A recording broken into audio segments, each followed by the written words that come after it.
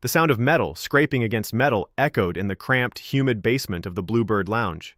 A violent, rhythmic thud followed, the sound of an iron ice scoop slamming against a frozen block that refused to shatter.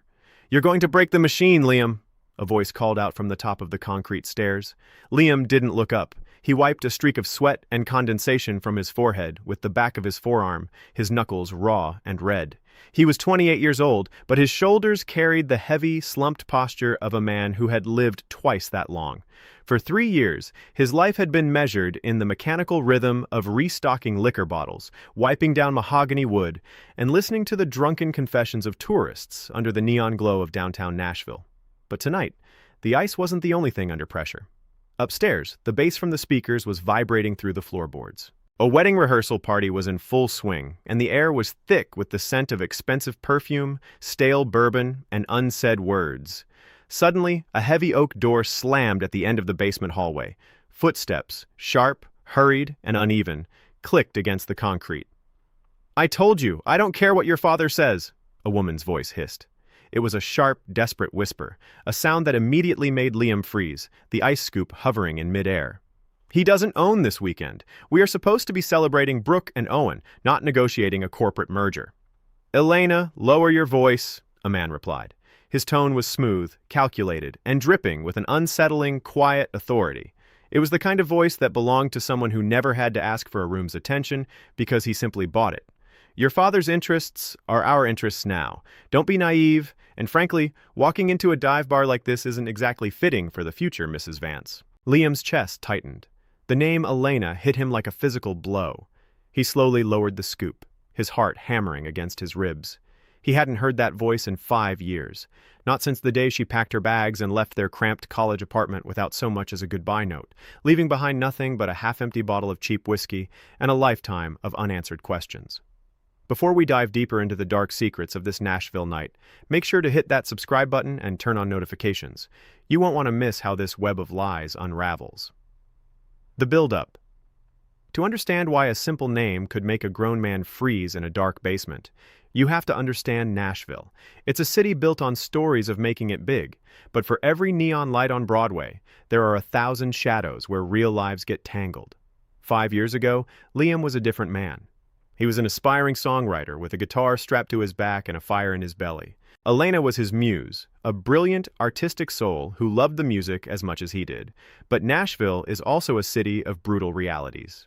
When Liam's mother, Meredith, was diagnosed with a degenerative neurological illness, the medical bills mounted faster than any royalty check could cover. The music dreams died. The guitar stayed in its case. Liam took the night shift at the lounge, trading his melodies for tips to pay for his mother's specialized care. And Elena? Elena vanished. Rumors swirled through their old college friend group that her wealthy, old-money family had stepped in, pulling her back to the high society circles of Atlanta, away from a broke bartender with a sick mother. Now, 5 years later, their mutual college friends, Brooke and Owen, were getting married, and the universe, in its twisted sense of humor, had brought the entire circus right into Liam's bar. Liam stepped out from behind the ice machine, his boots clicking softly on the floor. At the end of the dimly lit hallway, near the emergency exit, stood Elena. She was 27 now, her hair styled in effortless, expensive waves, wearing a dress that probably cost more than Liam's monthly rent. But beneath the glamour, her eyes were wide, darting around the hallway like a trapped animal. Standing across from her was the man with the calculated voice, Garrett. He was in his early 30s, immaculate in a tailored gray suit, his fingers casually playing with a heavy gold watch on his wrist. He was a high-powered corporate attorney, a man whose entire career was built on finding the weak points in people and pressing until they broke. "I'm going back upstairs," Elena said, her voice trembling slightly. "Owen is looking for his best man, and I won't have you ruining Brooke's night." "I'm not ruining anything, darling," Garrett said, stepping closer, his hand reaching out to grip her upper arm. It wasn't overtly violent, but the possessiveness in the gesture was unmistakable. "I'm just reminding you who holds the keys to your family's estate. Don't forget why we're here." Liam didn't think. He didn't weigh the consequences of stepping between a wealthy lawyer and his fiancé. He just marched down the hallway, the heavy iron ice scoop still tight in his grip. "Is there a problem down here?" Liam's voice cut through the damp air, echoing off the concrete walls. Character introductions. Garrett's head snapped around. His eyes narrowed as he took in Liam's appearance. The faded denim shirt, the aproned waist, the raw knuckles. A smirk played at the corner of Garrett's mouth, the universal expression of a man looking at someone he deemed beneath him. "No problem, bartender," Garrett said, slowly releasing Elena's arm, but keeping his body positioned between her and Liam. "Just a private conversation. Go back to your ice." But Elena wasn't looking at Garrett anymore. Her eyes were locked on Liam. The color had drained from her face, her lips slightly parted. "Liam?" she whispered, the syllable carrying a weight that seemed to shift the very air in the basement. Before Liam could answer, a sharp clinking sound came from the top of the stairs, followed by a burst of laughter. Another woman descended, holding 2 empty champagne flutes. This was Sienna. At 26, Sienna was the lifeblood of the Bluebird Lounge. With her sharp wit, dark eyeliner, and an uncanny ability to read a room in seconds, she was Liam's co-bartender and, for the past few months, the woman he shared a bed with. It wasn't love, they both knew it, but it was a comfortable shield against the loneliness. However, Sienna's sharp eyes didn't miss the unspoken current passing between Liam and the wealthy woman in the designer dress. "Liam, boss wants you upstairs. The bride is demanding more of your signature bourbon punches," Sienna said, her voice light, but her gaze lingering on Garrett and Elena. She stepped down, her eyes narrowing as she assessed Garrett's rigid posture. "Everything okay down here, folks? We try to keep the drama above ground." "Everything is fine," Garrett said coldly. He adjusted his jacket, offering a stiff professional nod. "Come along, Elena. We've stayed in the basement long enough." Garrett grabbed Elena's hand, leading her past Liam. As she walked by, her shoulder brushed against his. For a fraction of a second, her fingers twitched, almost touching his bare wrist. The scent of her, jasmine and rain, flooded Liam's senses, a brutal contrast to the smell of bleach and old wood. Sienna watched them go, then turned to Liam, her arms crossed over her chest. "Well, well, so that's the famous Elena, the girl who broke the songwriter's heart. It's just a wedding, Sienna," Liam muttered, turning back toward the ice machine. "They'll be gone in 48 hours. Sienna walked up to him, her fingers tracing the edge of his apron. 48 hours is a long time in this town, Liam, especially when a man like that fiancé of hers looks like he's hiding a body in his trunk. Just make sure you don't get messy. I like my life uncomplicated." Liam didn't reply. He loaded the ice into the plastic tote, but his mind was already upstairs, drowning in the neon lights and the ghost of a woman he thought he had buried. The lounge upstairs was a blur of motion. The country pop music blared, and the laughter of 50 wedding guests filled the room. Brooke, the bride, was radiant, floating from group to group. But Owen, the groom, was standing by the corner of the bar, his tie loosened, downing his third neat whiskey in the span of 20 minutes. Owen was 29, a guy who had always tried too hard to fit into the wealthy circles his family aspired to. He had recently started a real estate development firm, but rumors in their friend group suggested he had bitten off more than he could chew with a massive downtown project. Liam slid a fresh glass across the polished wood to him. "Slow down, man. You've got a long weekend ahead." Owen looked up, his eyes bloodshot, his hands trembling slightly as he gripped the glass. "Liam, man, you don't know the half of it. I'm drowning. I'm seriously drowning." "What's going on?" Liam asked, lowering his voice as Sienna moved to the other end of the bar to serve a group of bridesmaids. "I made a mistake, Liam. A huge mistake," Owen whispered, leaning over the bar. "I took a loan to finish the Broadway property. Not from a bank. From some guys who don't do paperwork. And Garrett was supposed to handle the legal protection, but he's using it against me. He's threatening to expose the funding sources to Brooke's family if I don't sign over my shares of the development." Liam frowned. "Garrett is your corporate lawyer, Owen. He's supposed to protect you." "Garrett protects Garrett," Owen said, his voice cracking. He reached under his jacket and pulled out a heavy black leather shaving kit bag, bulky, locked with a small padlock around the zippers. "Look, I need you to do me a favor.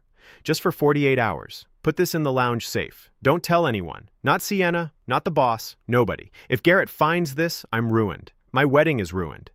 Liam looked at the bag. Every instinct in his gut screamed at him to refuse. He had enough problems trying to pay for his mother's physical therapy and keeping his own head above water. But Owen had been his roommate in college. He was the only one who had stayed up with Liam the night his father passed away years ago. "Just until Monday," Liam said quietly. "Thank you."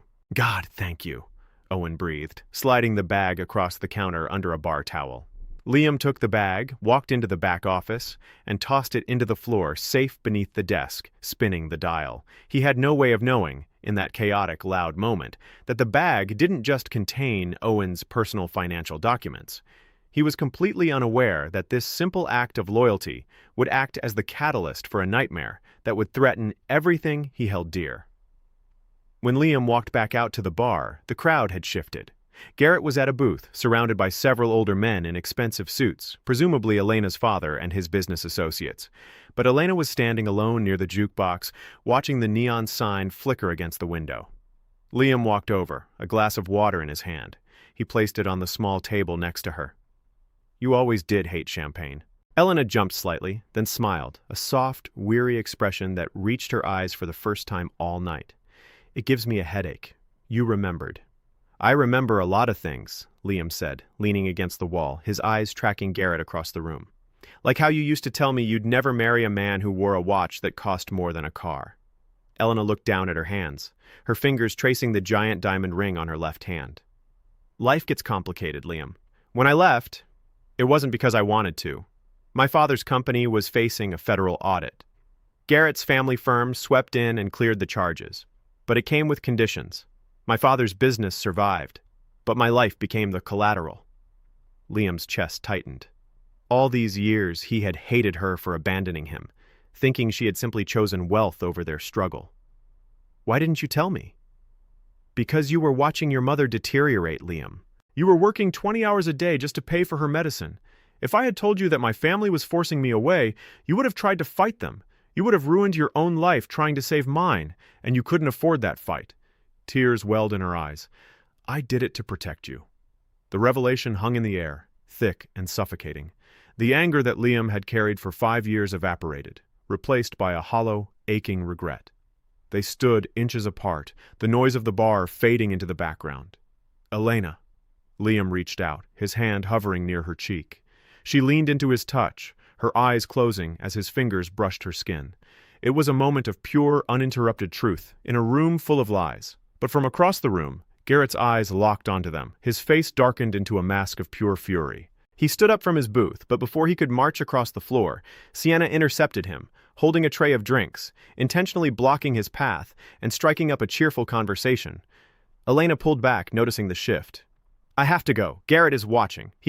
Liam, be careful. Garrett isn't just a lawyer. He's dangerous when he thinks someone is taking what belongs to him. She hurried away, disappearing into the crowd toward the restrooms. Liam stood there, his mind racing. He walked back behind the bar, his hands trembling as he wiped down the surface. Sienna walked up to him, her expression unreadable. She leaned over the counter, her voice dropping to a harsh whisper. You're a fool, Liam, Sienna said. She reached into her pocket and pulled out her phone, sliding it across the wood.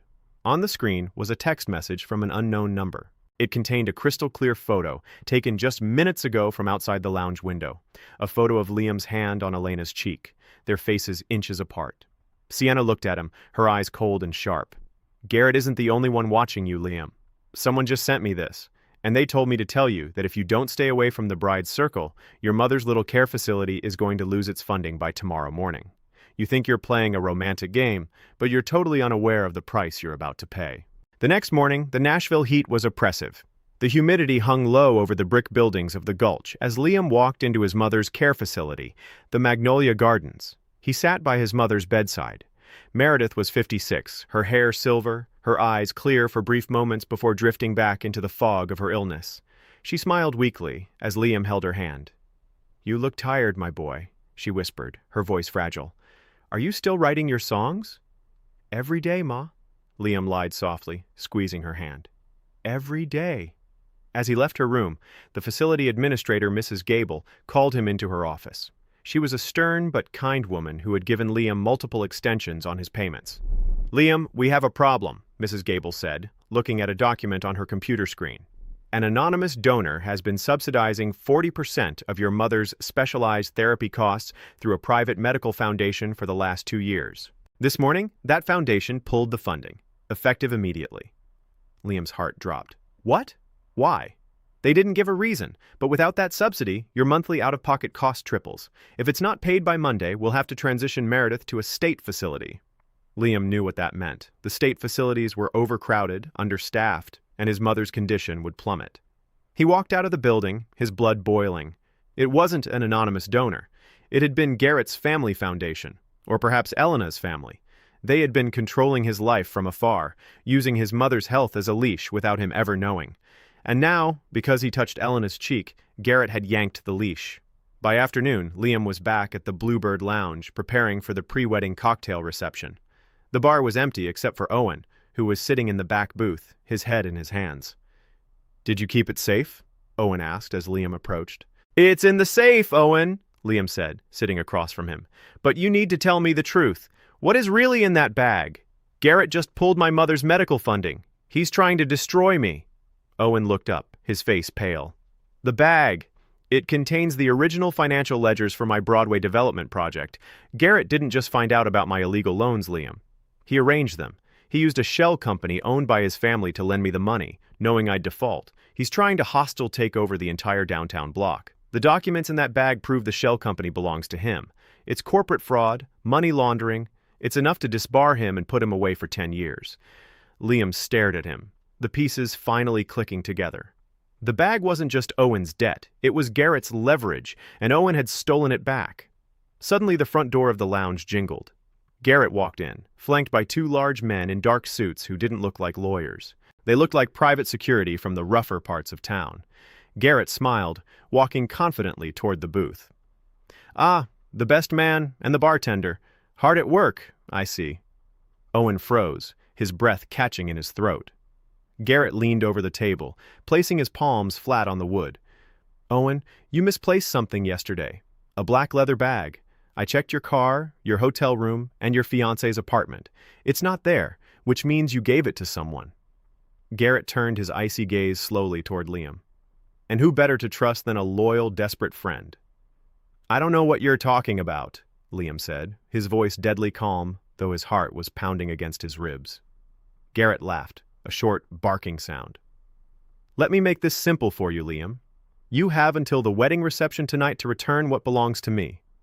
If you do, your mother's foundation funding is restored, and I might even throw in a little extra for your troubles. If you don't..." Garrett leaned closer, his voice dropping to a sinister whisper. "I'll make sure Owen's little bride finds out exactly where his money came from before she walks down the aisle. And as for you, Liam, I've already sent my associates to look around your apartment. I hear your mother has some very lovely old journals there. It would be a shame if something happened to them." Garrett tapped the table twice, turned on his heel, and walked out, his two guards following closely behind. Owen looked like he was going to throw up. "Liam, what are we going to do?" "We're going to play the game," Liam said, his eyes narrowing as he looked toward the back office where the safe was. "But we're going to change the rules." The evening reception was held at a historic mansion in Belle Meade, surrounded by towering oak trees and flickering lanterns. The elite of Nashville society were present. Liam arrived early, wearing his best suit, the one he had bought for his father's funeral. He wasn't working tonight. He was attending as Owen's best man. In his hand, he carried a heavy black leather shaving kit bag. As he walked through the crowded gardens, he spotted Sienna standing near the outdoor bar. She was wearing a stunning red dress, sipping a cocktail. "You look like a man on a mission," Sienna said, her eyes dropping to the bag in his hand. "Is that what I think it is?" "It's the price of my mother's life," Liam said quietly. Sienna looked at him for a long moment, the hardness in her eyes softening just a fraction. "Liam, I sent you that text message this morning because I was angry. I thought you were just playing around with a rich girl while I was sitting on the sidelines. But I didn't know Garrett would go after your mother. That's low, even for a guy like him." "Where is he?" Liam asked. "In the library inside the mansion. He's meeting with Elena's father right now," Sienna said, leaning in. "Be careful.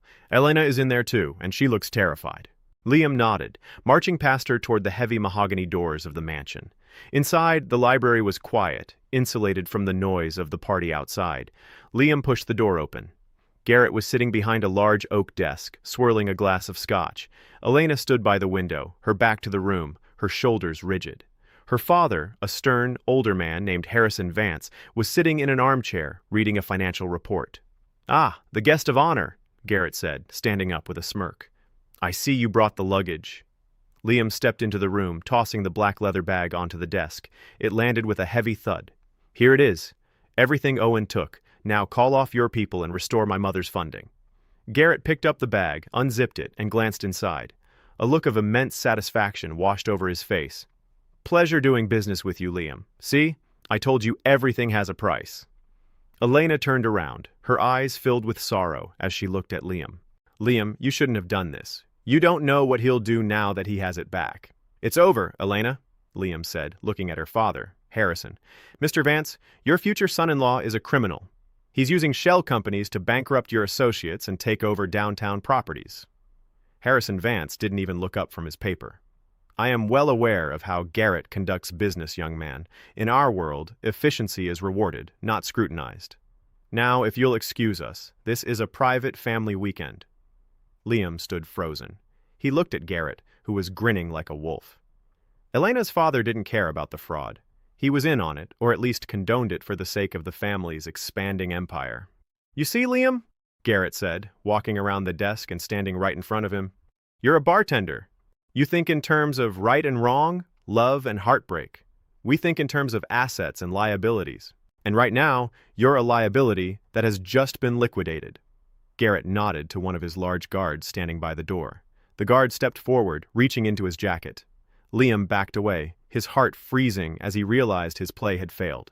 He thought delivering the bag would buy his freedom, but he was completely unaware that Garrett had never intended to let him leave that library alive. The guard closed the distance, his hand tightening around something heavy under his coat. Elena screamed, stepping between them. Garrett, stop! Not here! There are 100 people outside! Get out of the way, Elena! Garrett snapped, his composure finally breaking, revealing the volatile monster underneath. He knows too much, and he's been sniffing around you for days. I'm ending this tonight. Wait, Liam said, raising his hands, his voice remarkably steady, despite the adrenaline surging through his veins. He looked directly at Garrett. Before your friend does anything stupid, you might want to actually check the contents of that bag. Garrett frowned. He stepped back to the desk, tearing the black leather bag completely open and dumping its contents onto the oak table. Out fell several stacks of old, faded notebook paper, bound by rubber bands. No legal documents, no financial ledgers, just handwritten song lyrics, old chord progressions, and a few printed pages of college music assignments. Garrett's face turned purple. What is this? Where are the ledgers? The real ledgers are currently in a secure digital drive being uploaded to the Federal Bureau of Investigation's Nashville field office as we speak, Liam said, pulling his phone from his pocket. The screen showed a progress bar that had just hit 100%.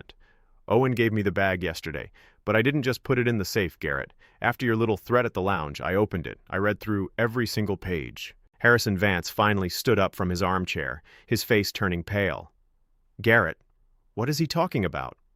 But that's not even the best part, Liam continued, stepping closer to Harrison. Mr. Vance, 5 years ago, your company was audited for financial discrepancies. Garrett told you he solved it, right?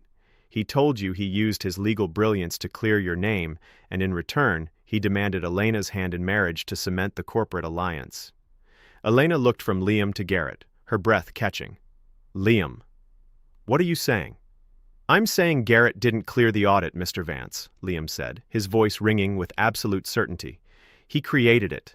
The ledgers from Owen's project contain the historical transaction records for Garrett's family shell companies. 5 years ago, those exact same shell companies transferred money into your firm's accounts to trigger the federal investigation.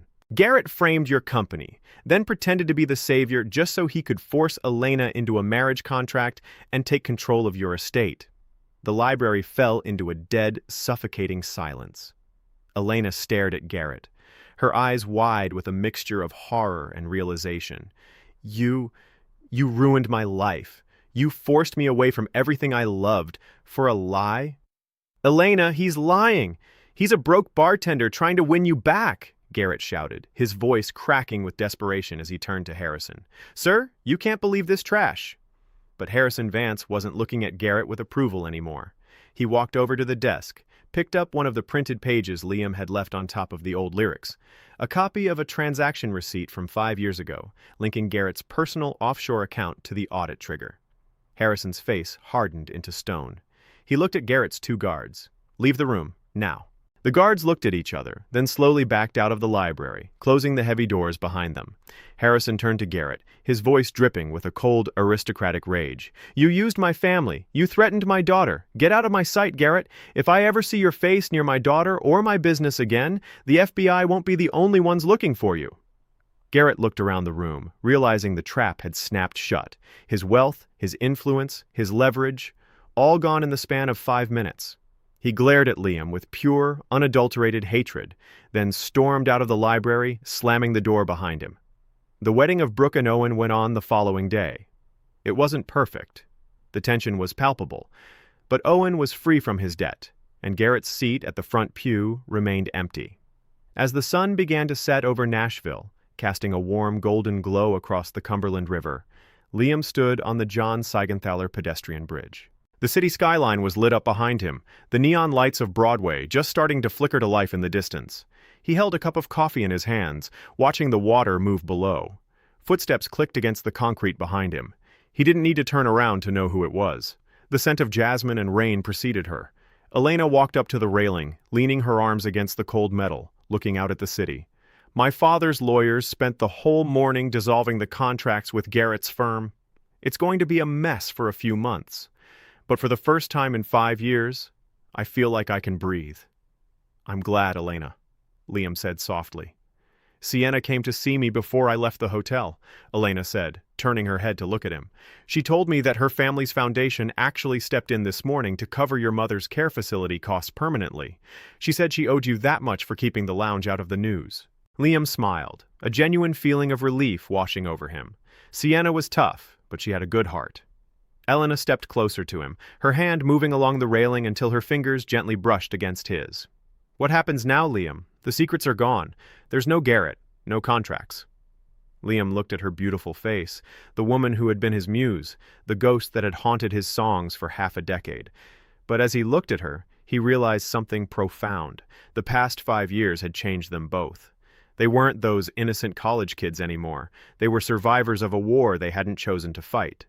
"Now," Liam said, his voice gentle but firm as he gently took her hand, holding it for a brief, sweet moment before letting go. "Now, we start writing our own stories. No more scripts written by other people." Elena looked at him, a tear slipping down her cheek, but she nodded, a peaceful smile forming on her lips. They stood together on the bridge as the Nashville night took over, two people who had survived the neon shadows, finally ready to face the dawn.